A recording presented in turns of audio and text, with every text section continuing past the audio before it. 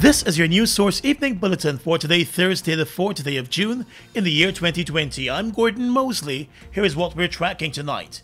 The APNU-AFC coalition today said the Guyana Elections Commission must pronounce on the allegations of fraud committed at the elections and that are being unearthed during the recount of votes. Executive member of the APNU-AFC, Joe Harmon, in a statement this afternoon said the coalition has dispatched a number of letters to the Elections Commission on the cases of fraud uncovered during the recount. He said while GCOM is still to reply to the coalition's letters, he believes the commission must make its position known on the issue. There has been no direct response by the Elections Commission to these letters. We sent another 5 letters to GCOM on the fraud that is piling up. The Commission must with certainty make its position known on these issues that put the credibility of over 90,000 votes into question. Harmon said the issues of fraud have been piling up, and he pointed to several examples of anomalies that he believes raises issues about the credibility of the elections. One, that there are counterfoils on ballots carrying the same number.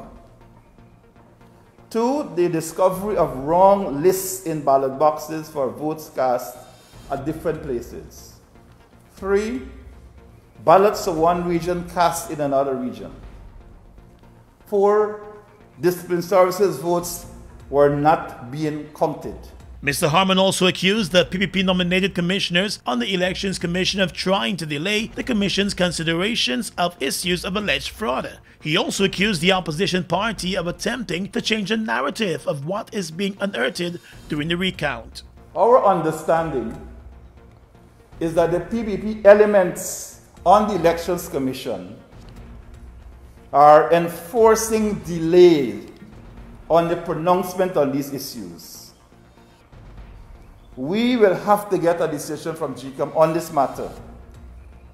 And we are serving notice that we expect a decision by GCOM on these matters by Friday, by the end of Friday, 5th of June 2020.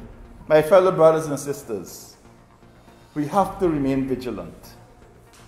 The PPP is again trying to change the narrative to suit their narrow personal political gains.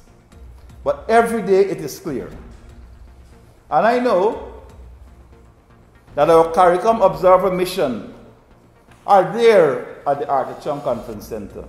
And they are bearing witness firsthand to these revelations which are coming out every single day as these boxes are opened. The recount of votes has been ongoing for the past month at the Artichon Convention Center. Votes from all of the regions except Region 4 have been recounted. The recount process is likely to be completed in the coming days. Once it is completed, the Chief Elections Officer will have to prepare a report that will be submitted to the Commission for its consideration. That report is expected to highlight the recount process, the tabulations of the recount, and the complaints made during the recount. More news coming up in a moment. We all want to stay in touch, right? Now, even more than ever before. So to keep your connection strong, GTT is going 2 for 2. Combine GTT mobile and home internet services and we'll give you 2 gigs of free mobile data each month. With 2 GTT services, you're fully connected at home and on the go. Visit us online at gtt.co.gy/2for2 to learn more and start doing more with 2 for 2 from GTT. Stay safe, stay strong, Guyana. We're in this together.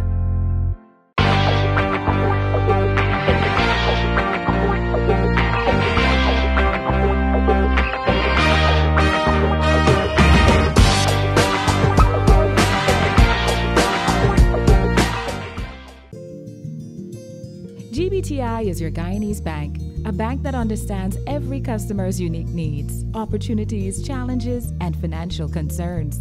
At GBTI, we see you for you.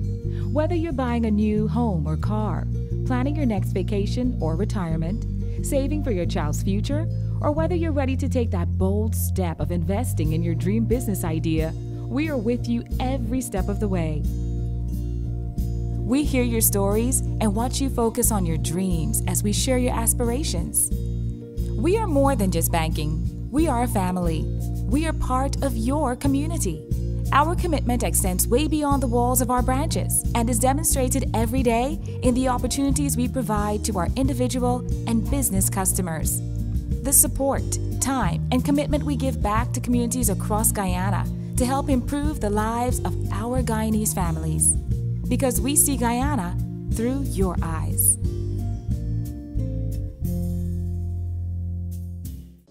Parents and guardians, you are encouraged to tune in to the Guyana Learning Channel, Cable 29 or Channel 42 for daily educational and interactive learning sessions. The nursery program airs from 6 hours to 9 hours. Primary programs from 9 hours to 12 noon. We also air informative documentaries from 12 noon to 13 hours, and our secondary level programs are aired from 13 hours to 15 hours. Please continue to listen to our radio broadcasts. The interactive radio instruction for grades 1 to 3 daily on Voice of Guyana from 9 hours 30 to 10 hours for grade 1 pupils, from 10 hours 30 to 11 hours for grade 2s, and 13 hours to 13 hours 30 for grade 3 pupils. Please remember to tune in to benefit from these educational opportunities. A message from the Ministry of Education.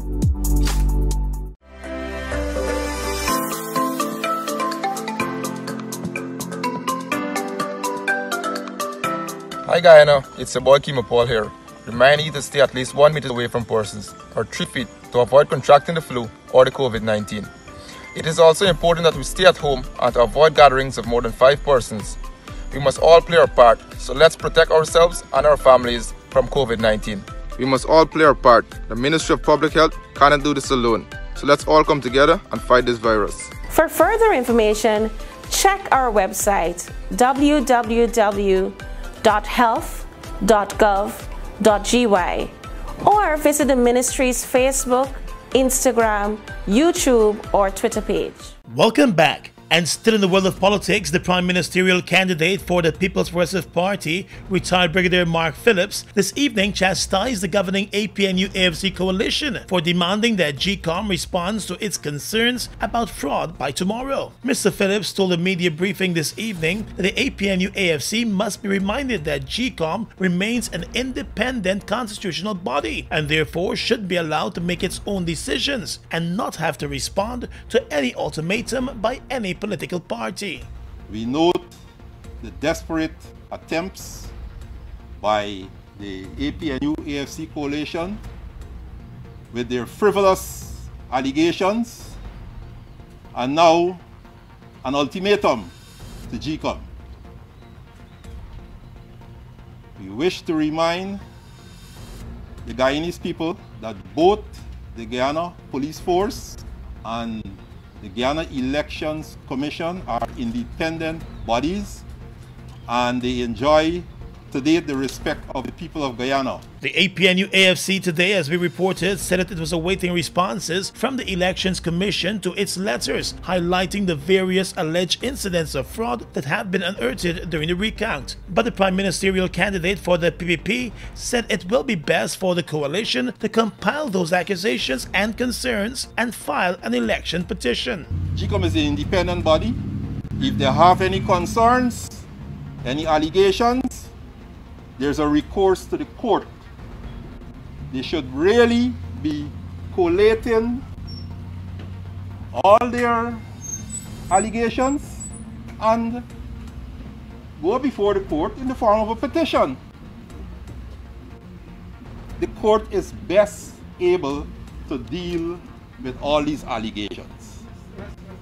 Right? GCOM cannot investigate themselves.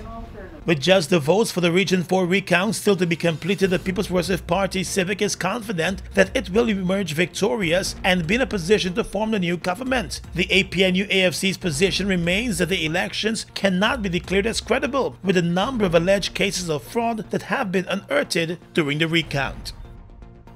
Well, with the recount of votes continuing and nearing the end of the Arthur Chung Convention Center, the Private Sector Commission, which is a local observer, has issued a call for politicians and citizens to accept the results of the recount. In a statement, the PSC said all the people of Guyana and the contesting parties should recognize and accept the result of the recount as the final decision and declaration of the Guyana Elections Commission. The private sector body also issued a call for citizens, regardless of political preferences, to respect and uphold uphold the rule of law and to keep the peace in the interests of the country. All 12 of the workstations being used for the recount are now dedicated to the count for Region 4, which is the largest voting region. There are still over 250 boxes to be counted. The governing APNU-AFC coalition has indicated that the results of the elections cannot be credible, and it has pointed to a number of anomalies that it claims have been uncovered during the recount. The party believes many of the issues point to clear electoral fraud, and that should impact on the elections being declared as credible. The People's Progressive Party, on the other hand, has said it remains confident of victory, and it has accused the APNU-AFC of setting a stage not to accept the recount. With the current pace of the recount, it could be completed within the next few days. Let's tell you now that while no new cases of the coronavirus were recorded for a fourth straight day today, the Public Health Ministry announced that there were 7 more recoveries. The total number of persons who have recovered from the disease now stands at 77, with 64 cases still active. There are now 3 persons in the COVID-19 intensive care unit. According to the Deputy Chief Medical Officer, Dr. Karen Gordon-Boyle, a total of 1,719 tests have been completed in Guyana so far for COVID-19. While the Public Health Ministry is pleased with another day of no new cases, it remains worried about the regions close to the borders with Suriname, Venezuela, and Brazil. We continue to ask for the residents of regions 1, 6, 7, 8, and 9 to remain on high alert, recognizing that our neighbors, Brazil and Suriname, are reporting new cases. In the last 24 hours, Brazil recorded 11,598 cases and 623 deaths. So your adherence to health guidelines is imperative. Also, Suriname has recorded 26 new cases in the last 24 hours. Once again, the Ministry of Public Health is encouraging residents to take extra precautions to protect themselves against COVID-19.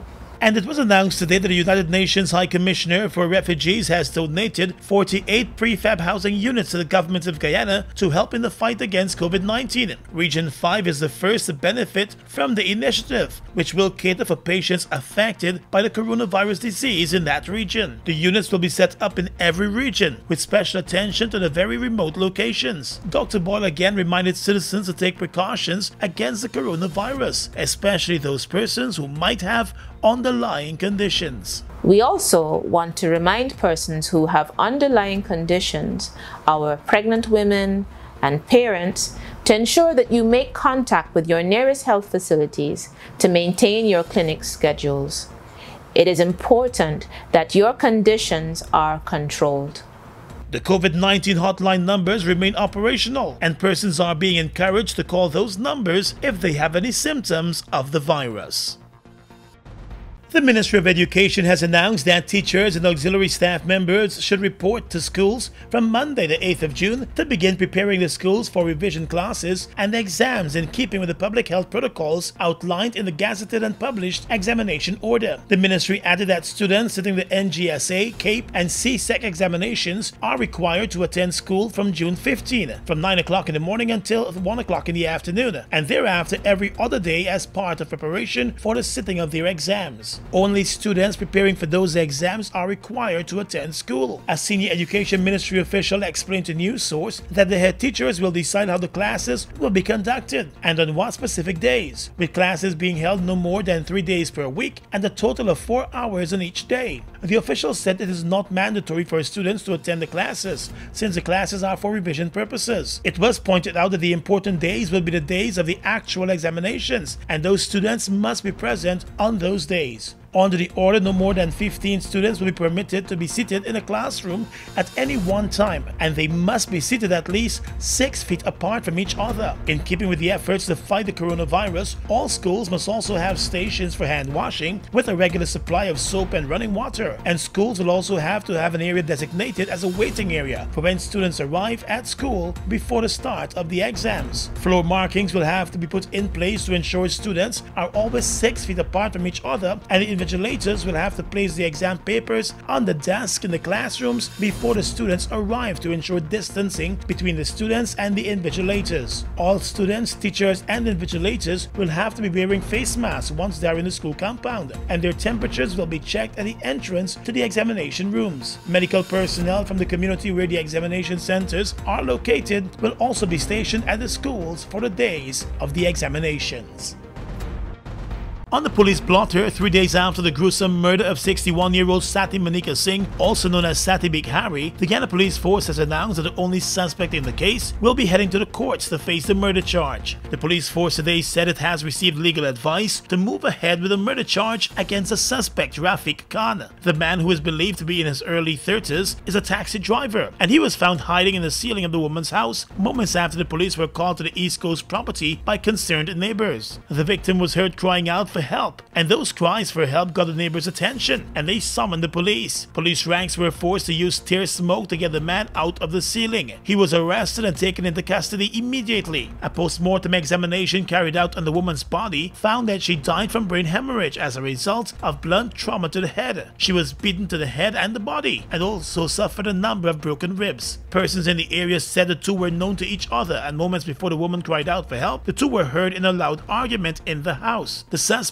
is expected to be arraigned tomorrow for the murder. Across the region is coming up next. Wondering how you can access free learning materials for your children? Parents and guardians, please visit the Ministry of Education's website at www.education.gov.gy to access textbooks, past papers, and practice tests to keep your child engaged in continuous learning. When you have accessed the site, go to the Students tab, wait for a second, and choose the appropriate option. You now have access to the resources you need. You are encouraged to take advantage of this opportunity as we strive to provide the best education for the nation's children. A message from the Ministry of Education. They've made a positive impact on the heavy-duty transportation industry in Guyana since they've arrived. Guyanese are amazed at their power, durability, efficiency, and superior handling capabilities. These are brand new trucks, manufactured in partnership with German, Italian, and French companies. They have a powerful reputation for operating under very adverse Guyanese conditions and come with full after-sales service and spare parts. They're the most sought-after trucks today, with over 500 units in Guyana, and they're available in over 100 countries, including South America and the Caribbean. Be smart. Buy brand new ST Howo trucks today. Call 608-4998 and arrange for an inspection at ST Truck Guyana Incorporated, Block B, Public Road, Covenant, East Bank, Demerara. We are legions of men standing strong, but never too proud to stoop and help someone. We must send a clear signal to all. Do right. Walk in upright ways, knowing that's what being a man is all about, and ever aware that things will only get worse when good men do nothing. Stand strong. Be the one to live right. Falls, a trademark of China's Zhanghao Incorporated, located at Land of Cane in East Bank, Demerara, was incorporated in April of 2013, with over $10 billion Guyana dollars invested in a state-of-the-art 100,000-barrel fuel storage facility, a modern service station, an office complex, and a modern wharf that can berth international vessels. Having no association with any other fuel company, Falls imports its own fuel, which meets quality specifications, has all the legal permits, and is in compliance with international requirements. Its bulk facility can load 8 trucks simultaneously at a rate of 1,000 liters per minute, while the service station can service 12 cars at a time using computerized fuel pumps, which can facilitate the use of ATM cards.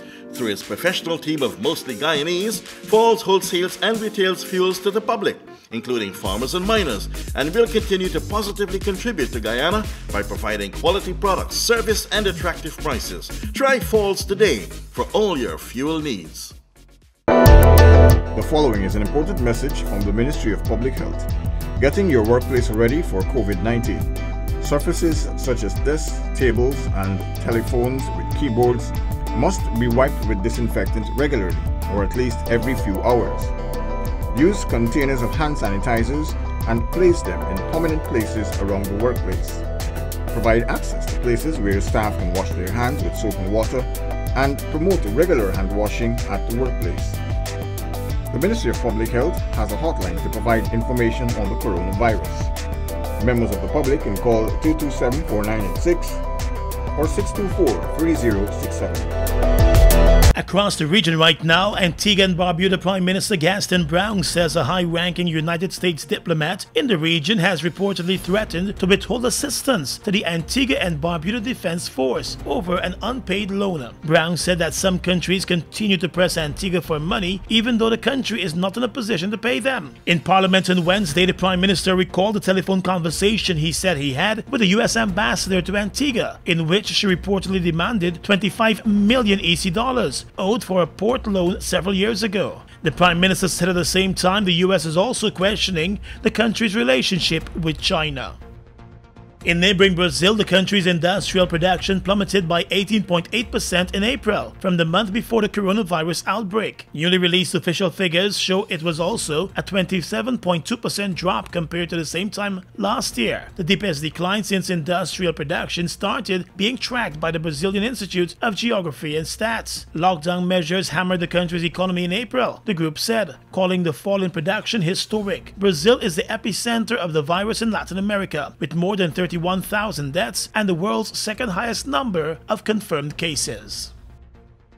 And finally, at this time, international news. Tens of thousands of demonstrators in Hong Kong have defied a ban to stage a mass vigil for the victims of the 1989 Tiananmen Square crackdown in Beijing. Officers erected barricades around the city's Victoria Park, but some pro-democracy protesters knocked them down and held candlelight gatherings. Police banned the vigil this year, citing coronavirus measures. Earlier, lawmakers approved a controversial bill making it a crime to insult China's national anthem. Ahead of the vote, two legislators were taken away by security guards after throwing a foul-smelling liquid onto the chamber floor. They said they were protesting against China's growing control over Hong Kong. And that's your News Source Evening Bulletin for tonight. I'm Gordon Mosley reporting.